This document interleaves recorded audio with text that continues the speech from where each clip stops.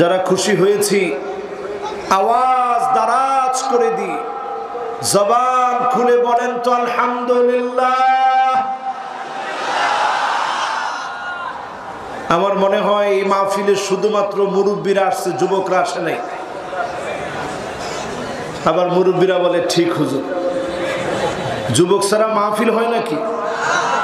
এই মাহফিলে কি যুবক বেশি না মুরব্বী বেশি? এখন মুরব্বীরা বড্ড বেজা যে হুজুর যুবকরা কণ্ঠ আছে বলেই যুবক বললে হবে নাকি?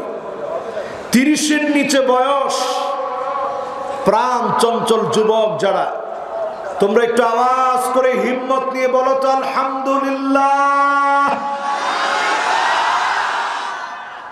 এটা না ট্রাস্টের মাহফিলের মতো হয়েছে।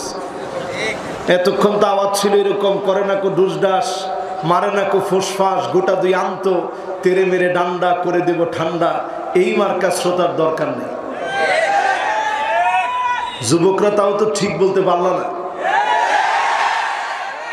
এবার আমার সম্মানিত মুরব্বীরা যারা আসছেন, বয়স 35, 40, 45, 50, 55, 60, 65, 70, এরপরে তো আর বাঁচার কথা না।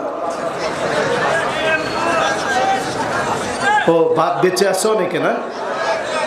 রাসূল হাদিসের মধ্যে বলছে বাইনা 60 ওয়া 70, আমার উম্মত বাঁচবে 60 থেকে 70-এর মধ্যে।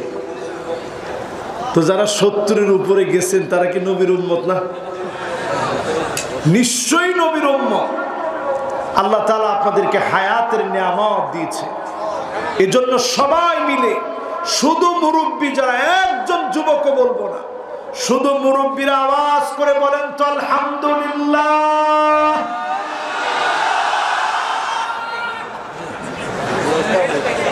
এখন তো আমি নিজেও অবাক হয়ে গেলাম, কোনটা বেশি কোনটা কম।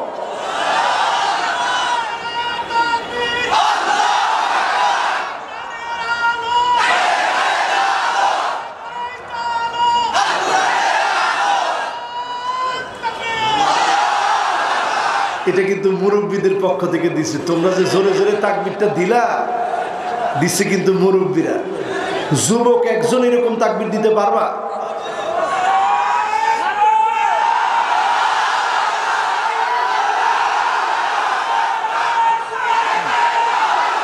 মাশাআল্লাহ, মাশাআল্লাহ, প্রতিযোগিতা জিতে গেল। মাশাআল্লাহ, যুবকরা কিন্তু প্রতিযোগিতায় জিতে গেছে। লিল্লাহি তাকবীর। মাশাআল্লাহ,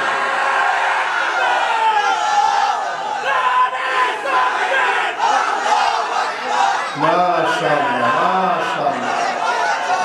এর নাম যুবক। মাশাআল্লাহ, এর নাম কি বলেন? সবাই বলেন এর নাম কি? দেখেন 3-4 জনে মিলেও থামাইতে পারি না যে বসেন। এই স্পিরিটটা যদি ময়দানে জাগ্রত হয়, সেদিন বেশি দূরে নয়, বাতিল প্রকম্পিত হবে, হকের আলো পতপত করে উঠবে। ঠিক কিনা বলে?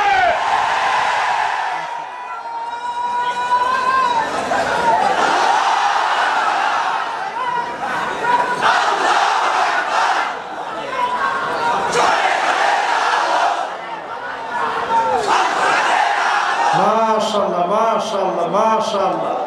এই যে তাকবীর দিচ্ছি, তাকবীরের ভিতরে কার নাম বলতেছি ভাই?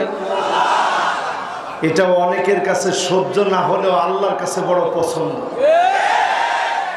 এখন আমরা অনেকের সহ্য অসহ্য দেখবো নাকি আল্লাহর পছন্দ খুঁজবো? তাকবীরের দরকার আছে না নাই?